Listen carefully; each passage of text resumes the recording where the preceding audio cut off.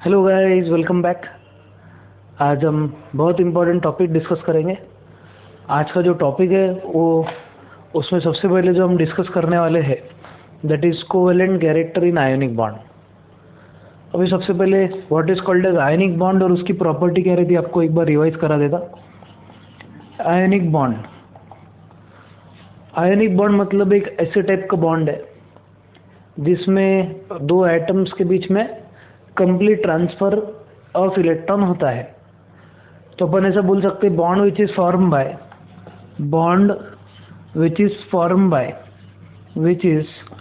Formed by complete transfer of electron is called as ionic bond. एक ऐसे type का bond जो form होता है by complete transfer of electron is called as ionic bond. तो what is called ionic bond which is form by complete transfer of electron is called as ionic bond, उसको हम ionic bond बोलते हैं। अब बहुत important point related to ionic bond ऐसा है, इसके अगर प्रॉपर्टीज अगर आपने देखे, if you consider properties of ionic bond, सबसे पहली प्रॉपर्टी जो हम कंसिडर करेंगे that is related to solubility. ये बहुत इंपॉर्टेंट पॉइंट है related to ionic bond. Ionic compounds जो रहते हैं, जिनमें जो भी कंपाउंड्स जिनमें आयनिक बॉन्ड रहता है they are called ionic compounds. Ionic compound की प्रॉपर्टी ये है, उनकी प्रॉपर्टी हम किसके रिलेटेड देखेंगे, सोल्यूबिलिटी के रिलेटेड।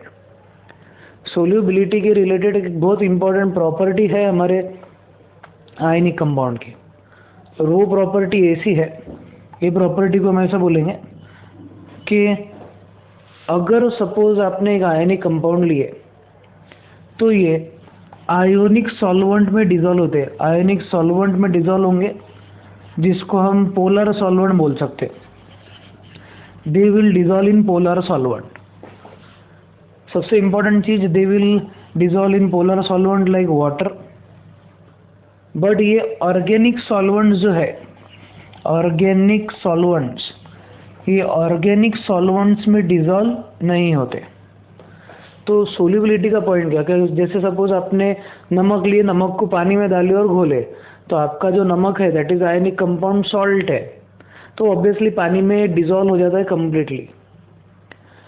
मेन इंपॉर्टेंट पॉइंट, जैसे कि सपोज आपके पास में कोई आयनिक कंपाउंड है जैसे कि नमक, उसको आपने अगर बेंजीन में डाले तो उसमें डिजोल्व नहीं होगा। सोल्यूबिलिटी का पॉइंट मतलब कि आपका कितने मात्रा में दिया गया आयनिक कंपाउंड एक पर्टिकुलर सॉल्वेंट में डिजोल्व होता है, उसको हम सोल्यूबिलिटी बोलते हैं। क्या बोला जा रहा है यहाँ पे प्रॉपर्टीज में, आपका जो आयनिक कंपाउंड है वो आयनिक सॉल्वेंट यानी कि पोलर सॉल्वेंट में डिजोल्व होता है। Ionic compound dissolves in polar solvent, जैसे कि वाटर में हमारा आयनिक कंपाउंड डिजोल्व होने वाला है। जो हमारा आयनिक कंपाउंड है वो किस में डिजोल्व नहीं होता, ऑर्गेनिक सॉल्वेंट।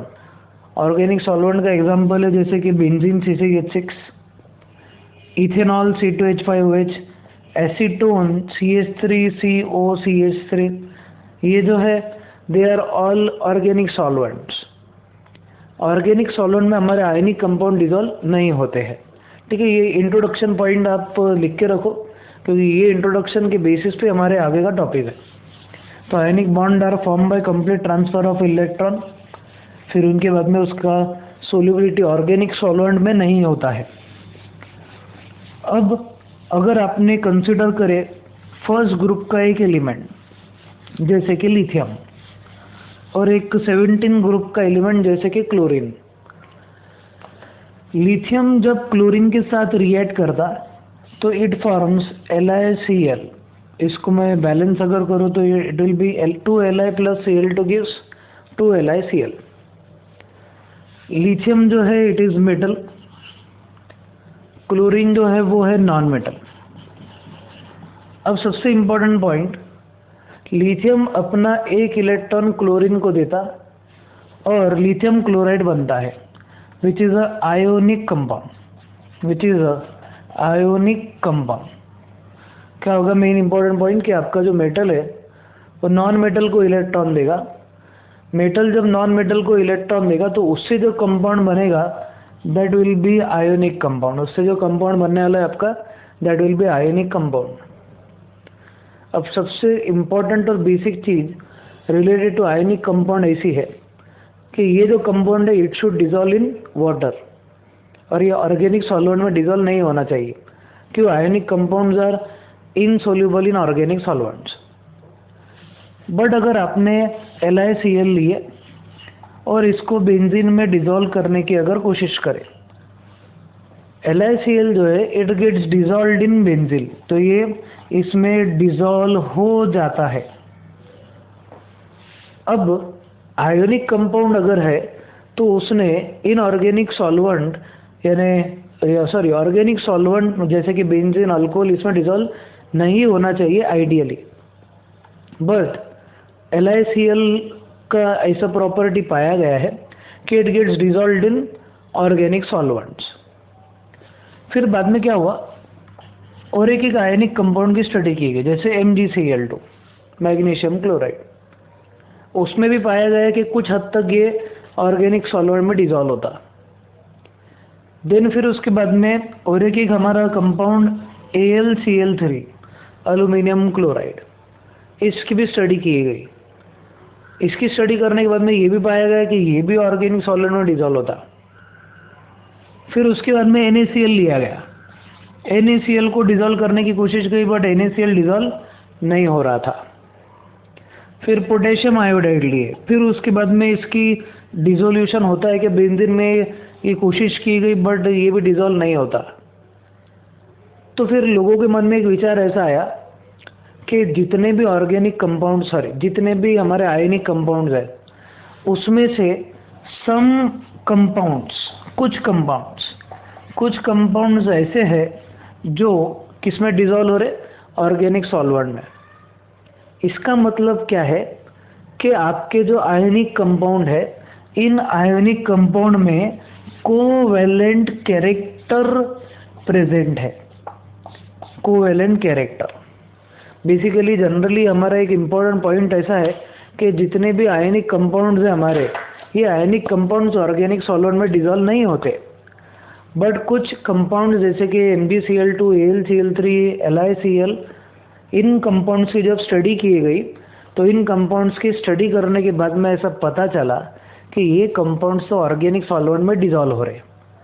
अब अगर ये टाइप के कंपाउंड ऑर्गेनिक सॉल्वेंट में डिजॉल्व हो रहे हैं, इसका मतलब क्या है कि इसका मतलब इन कंपाउंड में कुछ ना कुछ तो कोवैलेंट कैरेक्टर होना चाहिए। ठीक है, तो फिर ऐसा माना गया कि there are some ionic compounds, mind you there are some ionic compounds, some को अंडरलाइन करना है। There are some ionic compounds which show covalent character in them. There are some ionic compounds which show covalent character in them. अब कौन से वाले type के compounds, ionic compounds ऐसे हैं जिनमें कोवैलेंट कैरेक्टर है, ये चीज़ प्रेडिक्ट करने के लिए एक इम्पोर्टेंट सा रूल आया जिसको हम बोलेंगे फजान रूल। क्या बोलेंगे जिसको हम? फजान, FAJAN। बहुत से लोग फाजन भी बोलते हैं, हम फजान बोलेंगे। इनऑर्गेनिक की जान फजान ऐसा बोलेंगे। इनऑर्गेनिक केमिस्ट्री चालू है हमारा, तो हम क्या बोलेंगे? इनऑर्गेनिक की जान फजान। तो फजान ने एक रूल एक्सप्लेन किया जिसको हम बोलते हैं फजान्स रूल। और ये फजान्स रूल के बेसिस पे आप प्रेडिक्ट कर सकते हैं कि एक दिया गया कंपाउंड जो है उसमें आयनिक कोवैलेंट कैरेक्टर है या नहीं। तो सबसे इम्पोर्टेंट पॉइंट कि on some basis of properties it was found that in ionic bond there is some covalent character, and in order to predict that which ionic compound will have covalent character, a rule was given and that rule was called Fajans rule। फजान्स rule बोलेंगे हम उसको। तो हम इसको याद रखने के लिए क्या बोलेंगे? इनऑर्गेनिक की जान फजान। थोड़ा दिवाली का माहौल शुरू हो गया है तो फटाके बिटाके की आवाज़ आपको आएंगी, तो थोड़ा ध्यान से देखना है। फजान्स रूल, इनऑर्गेनिक की जान फजान। अब ये फजान्स रूल क्या है? फजान्स रूल का सबसे इम्पोर्टेंट बेसिक कंसेप्ट, सबसे पहला पॉइंट ये कि अगर सपोज आपका कोई आयनिक कंपाउंड है, यू हैव आयनिक कंपाउंड, तो आयनिक कंपाउंड में कोवैलेंट कैरेक्टर कब आएगा? In a ionic compound there will be covalent character if अब आयनिक कंपाउंड ऑब्वियसली दो चीज़ों से बनता है। आपका एक जो पहला पॉइंट रहेगा वो रहेगा कैटायन, और दूसरा जो रहेगा that is anion. Ionic compound दो चीज़ों से बनता है, एक कैटायन और दूसरा एनायन से। तो ऐसा माना जाता है ionic compound will have covalent character if the size of cation is small in size and anion is large in size. ये एक इम्पॉर्टेंट बेसिक पॉइंट ध्यान रखना है आपको। आयनिक कंपाउंड में कोवेलेंट कैरेक्टर कब आता है? आयनिक कंपाउंड में कोवेलेंट कैरेक्टर तब आएगा जब आपका कैटायन जो है it will be smaller in size और एनायन जो रहेगा that will be larger in size. ये सबसे पहला रूल है, सबसे पहला नियम है for a given ionic compound. अगर आयनिक कंपाउंड में कैटायन की साइज छोटी है, याद रखने के लिए हम बोलेंगे कैट साइज मतलब स्मॉलर साइज, मतलब अपन ऐसे बोलेंगे कैट आयन की जगह हम कैट याद रखेंगे। कैट को हिंदी में बोलते बिल्ली। जहाँ पे बिल्ली छोटी है उसमें कोवेलेंट कैरेक्टर ज़्यादा है, जहाँ पे बिल्ली छोटी है उसमें कोवेलेंट कैरेक्टर ज़्यादा है। याद रखने के लिए क्या अपन कुछ भी लॉजिक लगा सकते हैं, अपने घर की खेती है। तो ionic compound are formed when ionic compound में कोवेलेंट कैरेक्टर कब आएगा? जब आयनिक कंपाउंड बनेगा उसमें कैटायन की साइज छोटी है और एनायन की साइज बड़ी है। जैसे कि सपोज अगर आपके पास में एनायन सेम है, एनायन इज सेम और कैटायन इज डिफरेंट, तो इसके रिलेटेड एक एग्जांपल अपन पहले कंसिडर करते हैं। When anion is same and cation is different. जैसे कि एग्जांपल पे हम कंसिडर करेंगे LiCl और दूसरा NaCl। LiCl NaCl आपको पूछा जाएगा out of LiCl and NaCl which of the following compound will have more covalent character in ionic bond। तो प्रेडिक्ट कैसे करेंगे? बहुत सिंपल है, देखो एन आयन तो हमारा कांस्टेंट है, मतलब एन आयन की साइज तो चेंज हो रही नहीं। बात किस पे आ जाएंगी? कैटायन की साइज पे। In ionic compound non metals are anionic in nature and metals form cations. तो हमारा कंपैरिजन जो होगा किसके साइज पे होगा? लिथियम और सोडियम की। अब एक सिंपल सा पॉइंट है, lithium and sodium belong to group 1 of periodic table. Lithium and sodium belong to group 1 of periodic table. Lithium और सोडियम ग्रुप 1 को बिलोंग करते पीरियोडिक टेबल में, इसलिए हम ऐसा बोलेंगे। सबसे इम्पोर्टेंट पॉइंट क्या बोलेंगे हम कि हमारा जो लिथियम है, लिथियम और सोडियम में ग्रुप 1 में सोडियम नीचे प्रेजेंट है as compare to lithium. In group 1 of periodic table sodium is present below lithium in periodic table.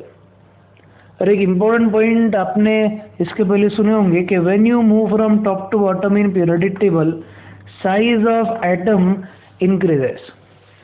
जब भी आप टॉप टू बॉटम मूव करते पीरियोडिक टेबल में in a group then size of atom increases. तो अगर lithium और sodium, suppose this is lithium and this is suppose sodium, this is suppose group 1। Group 1 के जो एलिमेंट्स है जैसे कि lithium when reacts with same anion chloride and sodium when reacts with same anion chloride, तो दो compound बन रही है आयनिक है, इसमें कोवेलेंट कैरेक्टर किसमें ज़्यादा है? तो हम बोलेंगे लिथियम की साइज सोडियम से छोटी है। लिथियम की साइज सोडियम से छोटी है, इसकी साइज सोडियम से छोटी रहने की वजह से ये जो कंपाउंड है LiCl is covalent or has covalent character in its ionic bond। तो which of the following is more covalent, LiCl और NaCl? तो हम बोलेंगे LiCl is more covalent as compared to NaCl। NaCl के कंपैरिजन में LiCl जो है उसमें कोवेलेंट कैरेक्टर ज़्यादा रहेगा। ठीक है, तो smaller the cation more will be the covalent character. अब बेसिकली हम अगर पहला जो पॉइंट हमने देखे थे, क्या बोले थे हमने कि LiCl किस में सोल्यूबल होता? ऑर्गेनिक कंपाउंड जैसे कि बेंजीन। तो क्यों हो रहा? क्योंकि इसका कैटायन छोटा है, एनायन की साइज बड़ी है, कैटायन छोटा, एनायन बड़ा, तो फजान्स रूल के हिसाब से इस आयनिक कंपाउंड में कोवेलेंट कैरेक्टर प्रेजेंट है। तो according to Fajans rule LiCl has covalent character in its ionic bond, hence it is soluble in organic compounds। इसके लिए ऑर्गेनिक कंपाउंड यानी organic solvent like benzene then alcohol, फिर उसके बाद में आप और बोल सकते हैं जैसे कि एसीटोन, क्लोरोफॉर्म, इनमें ये सोल्यूबल है। ठीक है, ये सबसे पहला पॉइंट। तो फजान्स रूल में सबसे पहला पॉइंट आपको लिखना है ionic compound is said to be having covalent character if the cation is smaller in size and anion is larger in size। if cation is smaller in size and anion is larger in size, ये सबसे पहला point आप समझ लो। ठीक है, अब इसके बाद में नेक्स्ट वाला जो पॉइंट है हमारा वो ऐसा, ये हो गया हमारा पहला रूल। सेकेंड रूल क्या रहेगा? अब सेकेंड रूल ऐसा है कि आप क्या कंसिडर कर रहे हैं, you are considering some compounds like, अगर सपोज आपको पूछा जाए out of LiCl, MgCl2 and AlCl3, इनमें से कौन सा ऐसा कंपाउंड है, इनमें से कौन सा ऐसा कंपाउंड है, अब देखो इसमें भी एनायन सेम है, इसमें एनायन सेम है, कैटायन चेंज हो रहा। जब एनायन सेम है, कैटायन जब चेंज होगा, एनायन की क्वांटिटी बदल रही, तब जाके आपको ये प्रेडिक्ट करना होगा कि किसमें कोवेलेंट कैरेक्टर ज़्यादा है।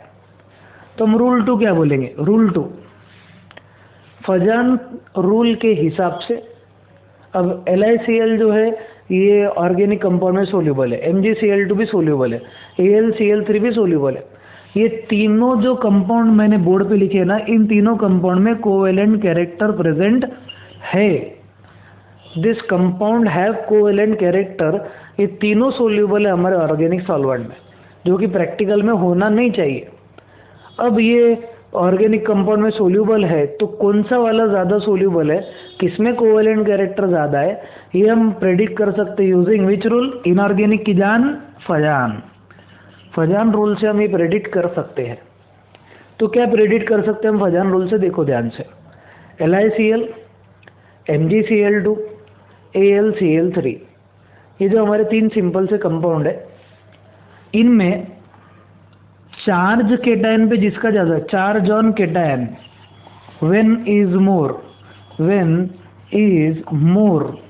और high, then that ionic compound will have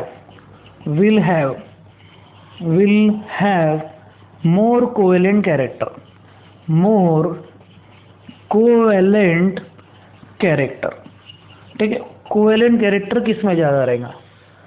when charge on cation is more or high, then that ionic compound will have more covalent character, वो आयनिक कंपाउंड में कोवेलेंट कैरेक्टर ज़्यादा रहेगा। जैसे LiCl, MgCl2 और AlCl3 अगर दिया जाए तो इसमें से किस में कोवेलेंट कैरेक्टर ज़्यादा रहेगा? लिथियम, इस पे चार्ज है +1,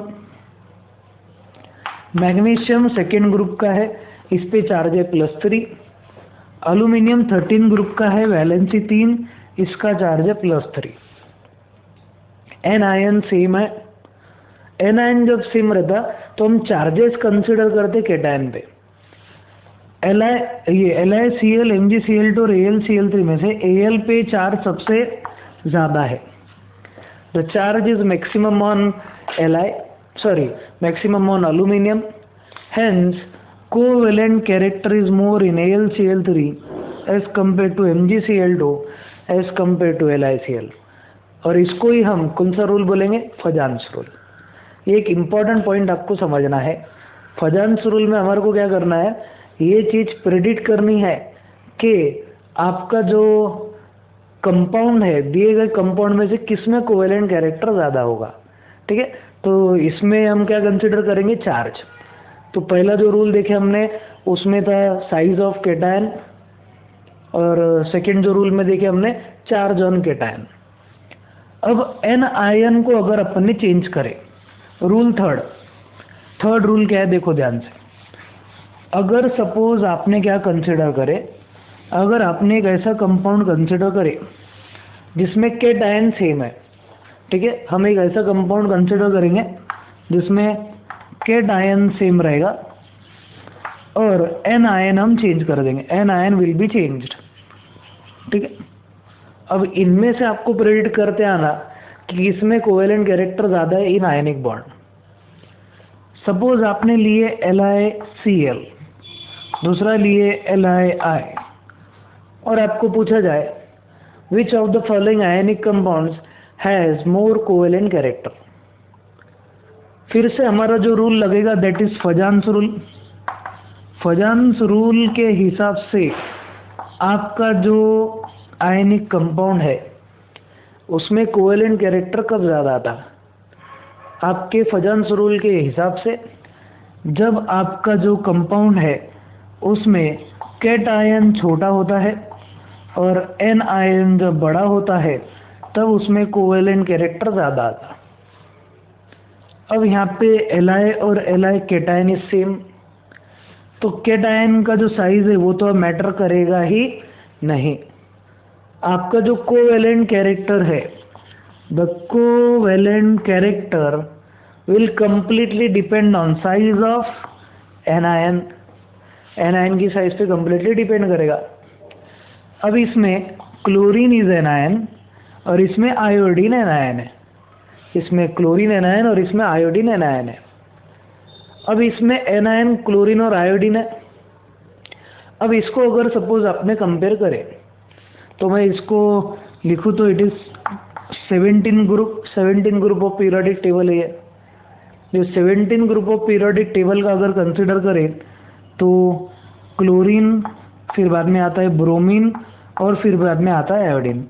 शुरुआत होंगी फ्लोरीन से, fluorine, chlorine, bromine and iodine. ये है halogens which belong to 17 group of periodic table. हमारे को साइज कंपेयर करना है। फजान रूल के हिसाब से एन आयन की साइज बड़ी होनी चाहिए। अगर एन आयन की साइज बड़ी है तो कोवेलेंट कैरेक्टर ज़्यादा आएगा। तो अगर सपोज आपने फ्लोरीन, क्लोरीन, ब्रोमीन और आयोडीन कंसिडर करे तो इसमें आपको क्या दिखेगा? When you move from top to bottom size of an ion increases, यानी size of atom increases. Iodine की साइज क्लोरीन की साइज से बड़ी है, तो definitely LiI will have more covalent character as compare to LiCl। Fajans rule क्या बोलता है? एन आयन की साइज बड़ी होनी चाहिए। यहाँ पे एन आयन की साइज में आयोडीन की साइज बड़ी है, इसलिए आपका जो कंपाउंड है LiI, इसमें कोवेलेंट कैरेक्टर आयोनिक बॉन्ड में ज़्यादा आएगा। ठीक है, तो ये हो गया हमारा थर्ड रूल। फजान का थर्ड पॉइंट ऑफ एप्लीकेशन है ये। फजान के हिसाब से और एक इम्पॉर्टेंट कंसेप्ट है, और एक जो इम्पोर्टेंट कंसेप्ट है हमारा फजान के रिलेटेड, वो आपने ध्यान से सुनना है और समझना है। अकॉर्डिंग टू फजान, फजान के हिसाब से अगर सपोज आपका कोई मेटल डी ब्लॉक को बिलोंग करता है, if a metal belongs to D block elements, तो डी ब्लॉक एलिमेंट्स का पोलराइजिंग पावर मतलब कोवेलेंट कैरेक्टर बनाने का पावर, पोलराइजिंग पावर ज़्यादा होता है as compare to if a metal belongs to D block element, then its polarising power will be more as compare to normal S block metal, normal S block metal. और जब आपका D block का metal compare किया जाएगा S block के metal के साथ में, तो डी ब्लॉक के मेटल में जो कॉन्फ़िगरेशन रहेगा it will be NS2 then NP6 N-1D10, ये कॉन्फ़िगरेशन रहेगी as compare to configuration NS2 NP6 configuration या NS2 कॉन्फ़िगरेशन के कंपैरिजन में। और ये टाइप के कंपाउंड में कोवेलेंट कैरेक्टर ज़्यादा रहेगा। इसका एक एग्जांपल आपको बताता, बहुत सिंपल है। अगर आपको बोला जाए CuCl और पूछा जाए NaCl, which of the following two compound दोनों आयनिक है। Which of the following two compound have more covalent character in their ionic bond. बहुत सिंपल सा पॉइंट है, CuCl और NaCl। Cu जो है it belongs to 11th group of periodic table which is a D block element. और NaCl जो है, NaCl में सोडियम जो है it belongs to first group of periodic table. S block के कंपैरिजन में D ब्लॉक का एलिमेंट अगर सपोज आयनिक कंपाउंड बनाता है तो इसमें कोवेलेंट कैरेक्टर ज़्यादा रहेगा। तो फजान रूल के हिसाब से CuCl will have more covalent character as compare to NaCl। ठीक है, ये बेसिक एप्लीकेशन है आपके फजान रूल के।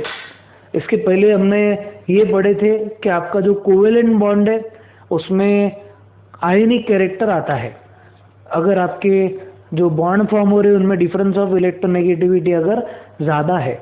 If difference of electronegativity is 1.7 their ionic character will be 50%। हमने पहले क्या करे, प्योर बॉन्ड देखे, कोवेलेंट एंड आयनिक। फिर उसके बाद में हम क्या देख रहे कि कोवेलेंट बॉन्ड में आयनिक कैरेक्टर, और आज क्या देखे हमने, covalent character in ionic bond.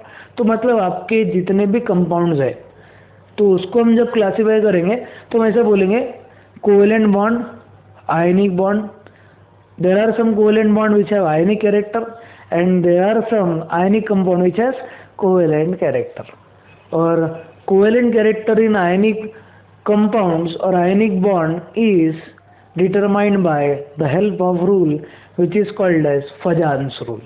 Inorganic की जान फजान, ये इंपॉर्टेंट पॉइंट आप ध्यान रखो। ठीक है, तो मिलते हैं हमारे नेक्स्ट वीडियो लेक्चर में। आज के लिए बस इतना ही, तब तक के लिए स्टे होम, स्टे सेफ, जय हिंद।